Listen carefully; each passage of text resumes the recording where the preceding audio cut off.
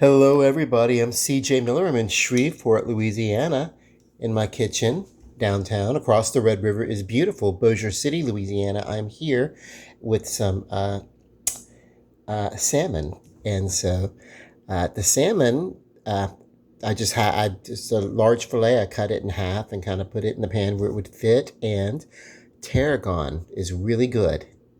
It's good for the immune system also, I'm told, but it's also really good with fish. It's like an antibacterial naturally. Rosemary is too, by the way. I've been told. Now, these are not uh, FDA approved things, but yeah, they are. Okay, so also on here is lemon pepper. Your favorite lemon pepper seasoning and tarragon would work. And then I've got a little secret something that I add to some of my recipes that I don't always talk about, and that includes this time, but it's very subtle. You know, gives it just a little bit of a twist. I'll tell you. I'll remind you. I've talked about it before. I'll one of these days tell you about what it is again, and you'll be like, okay. It's normally it's earmarked for one specific Cajun cuisine, Creole cuisine, either, or there's a variation, uh, to use tomatoes or not to use tomatoes in a lot of Creole versus Cajun cuisine. Uh, but this is not that. So, I did utilize that special seasoning, and I've given you some hints. So if you know it, guess it. Why not, right? Okay, I'm going to pause the video, put this in the oven at 350. I'm going to float just a little bit of water just on the bottom of this pan, just enough to kind of get a little steam going through it. But um, if you wanted to, you could brush on a little barbecue sauce, or you could do a little browning sauce. I brush on a little bit of a kitchen bouquet that's been diluted, but I'm not using any of that. This is going to be wonderful just the way it is. Uh, and salmon, you want to cook it well done, but you don't want to overcook it. This is sushi grade salmon, but I like my salmon cooked.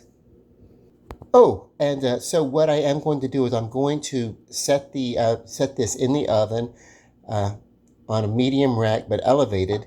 Uh, I keep a colander overturned on that top rack when so it just kind of like elevates it up a little bit. It's easier than having to move the rack up and down.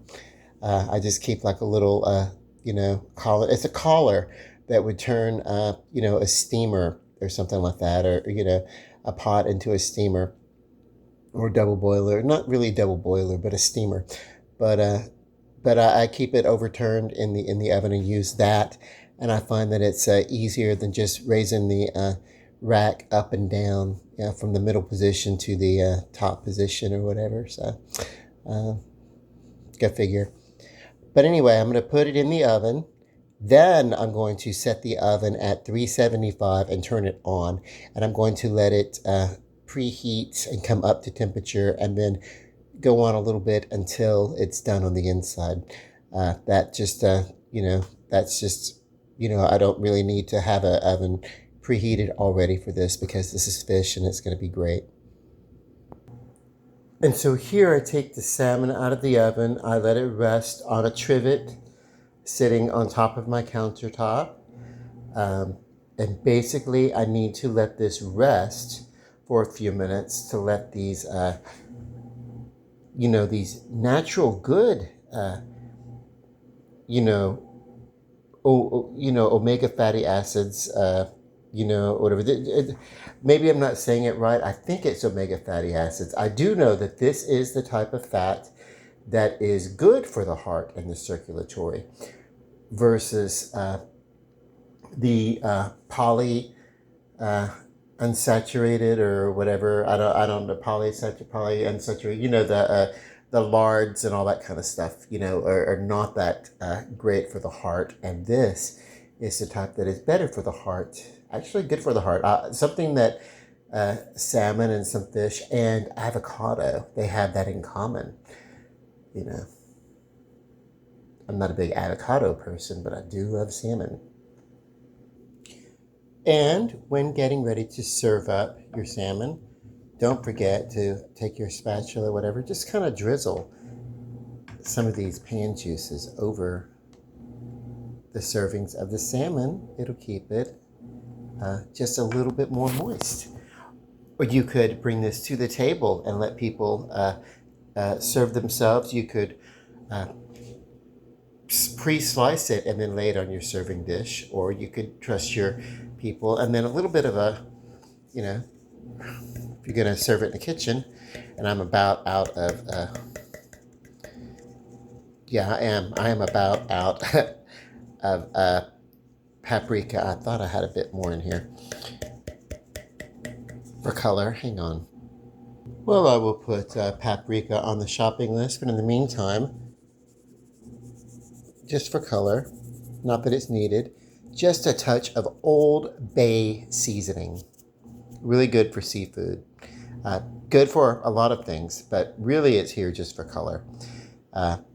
And it couldn't hurt, you know. There is a touch of salt in your Old Bay seasoning, so if you think you're going salt-free, you're not doing that with Old Bay seasoning. But let's go give this a taste. Okay, so here I am at the table. My preferred drink, Coke Zero.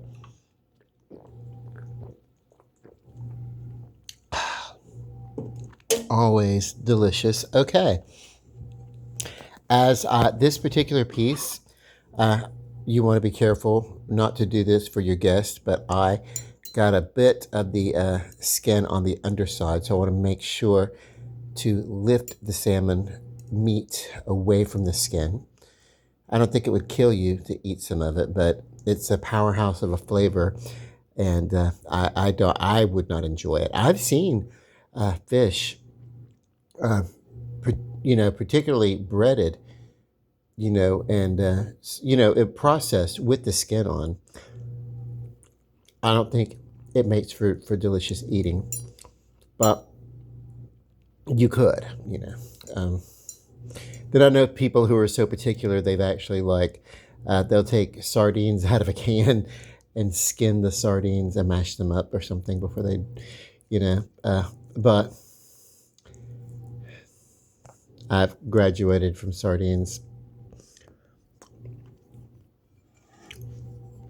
Although they're not undelicious, but this, by the way, is scrumptious.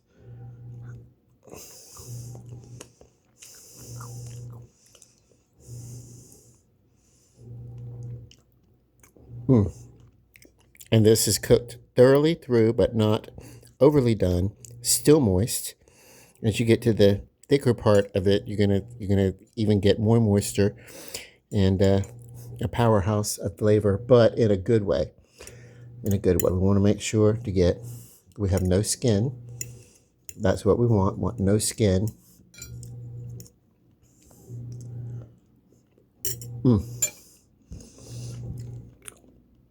This blend of flavors.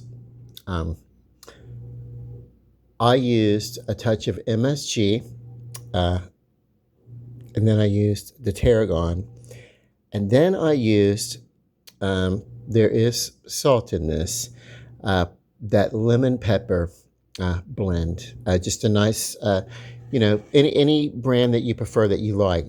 Find one that works for you, or you could blend it yourself. If you want to, or you could use black pepper and lemon slices or juice. You could, but you want that little bit of a citrus. Look at this. Now, there's enough of that salmon to feed me for a couple of days, especially when alternating with some of the chicken wings that I prepared yesterday and some of the sausage, which the sausage, I must say, is gone. But I have more if I decide to cook them. If I get the hunger for the smoked sausage. That down home sausage is good, but you know, it's really about me sticking to a keto diet. Listen, I'm going to tell you, see how this is a nice pink in here? This is done. This is completely delicious and edible. And, so you want it about like this. You want it just a little bit on the pink side. Now, you could do this completely uncooked, um, because this is a sushi grade salmon. But, yeah, it's delicious. Wow, this is wonderful. And I love this also, and I'm not having it this way, but you could have the gravlax, that is your sushi, that's your uncooked salmon, on top of your cream cheese and bagel with, capers, a little bit of onion, if you like that. However you want to dress it, um, make it make it wonderful. I like my salmon actually cooked, so I have um, what's known, not gravlax and bagels, but lox and bagels. Or is that, am I getting it backwards? Now I think the lox and bagels are the cooked salmon, and the gravlax are the uncooked salmon. But either way, it's delicious, and there's enough here.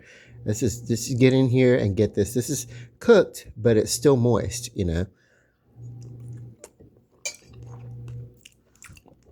If it were a steak, it'd be right around that medium. In the thicker part of the steak, of the salmon, you're going to get a little bit more flavor. It's delicious though.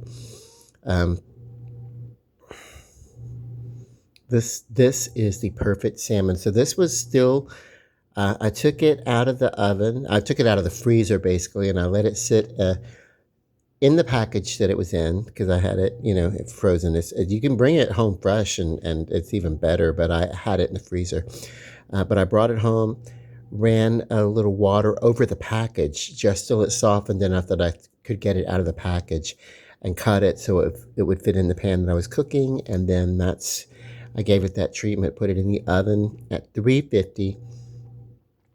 Well, I actually put it in the oven, set it to 350, turned it on, and let it come up to temperature and preheat.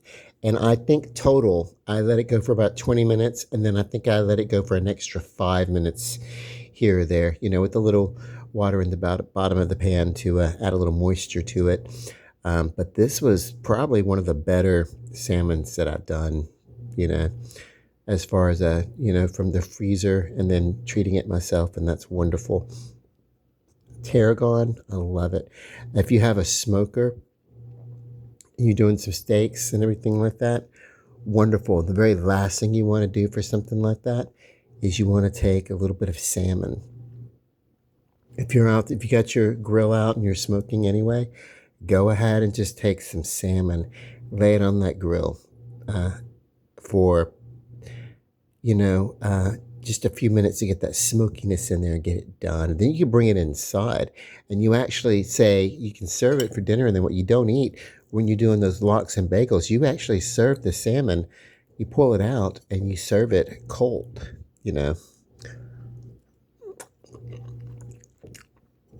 on your salmon and cream cheese bagel. But there's more than one way to skin it, and something like this is wonderful because the thinner pieces are going to be more well done than the thicker pieces. So if you have guests that want their salmon to be a little bit more done, simply give them the thinner pieces, give them a larger portion of the thin piece, and then the thicker pieces, you cut them a little bit smaller. Okay. Love and light.